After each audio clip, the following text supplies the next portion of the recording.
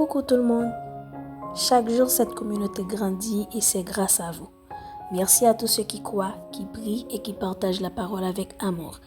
À toi qui regardes cette vidéo, si ton cœur cherche la paix, la lumière, abonne-toi et marche avec nous dans la présence de Dieu. Aujourd'hui, nous allons méditer dans le livre des Psaumes, le chapitre 102, versets 14 et 15. Tu te lèveras, tu auras pitié de Sion, car le temps d'avoir pitié d'elle.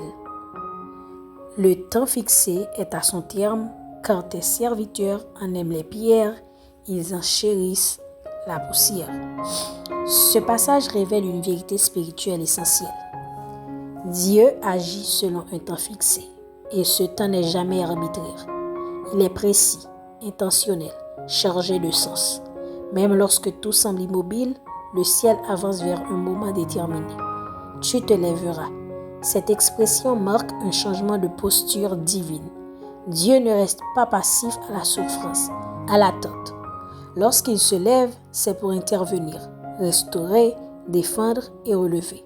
Sa compassion n'est pas un sentiment vague, elle se manifeste par des actions concrètes. Le texte parle de Sion, symbole du peuple de Dieu, mais aussi de tout ce qui a été brisé, abandonné ou réduit en poussière dans une vie. Ce qui est touchant, c'est que Dieu agit parce que ses serviteurs aiment encore les pierres.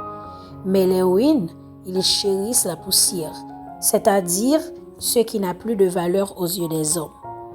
Cela signifie que Dieu répond à l'amour fidèle, à l'attachement persévérant, à la foi qui refuse de mépriser ce que Dieu n'a pas rejeté. Quand tu continues d'aimer ce que Dieu a promis, même à l'état de ruine, tu actives la compassion divine. Le psaume nous enseigne que la restauration commence dans le cœur, l'attente n'est pas inutile et le temps fixé par Dieu arrive toujours. Quand Dieu se lève, les ruines deviennent des fondations. Quand il a compassion, la poussière devient témoignage. Quand son temps arrive, plus rien ne peut l'arrêter. Prions ensemble. Seigneur, je crois que tu n'as pas oublié ce que je porte dans mon cœur. Tu vois ce qui semble brisé, retardé ou réduit au silence. Tu vois mon attachement à tes promesses, même quand tout semble en ruine. Lève-toi, ô Dieu, et manifeste ta compassion dans ma vie. Interviens selon ton temps parfait. Redonne vie à ce qui semblait perdu. Restaure ce que les années ont fragilisé. Apprends-moi à aimer encore ce que tu n'as pas abandonné, à rester fidèle même dans l'attente, à croire que ton temps arrive. Je me repose dans ta sagesse, je m'ancre dans ta fidélité et j'attends avec espérance la manifestation de ta main.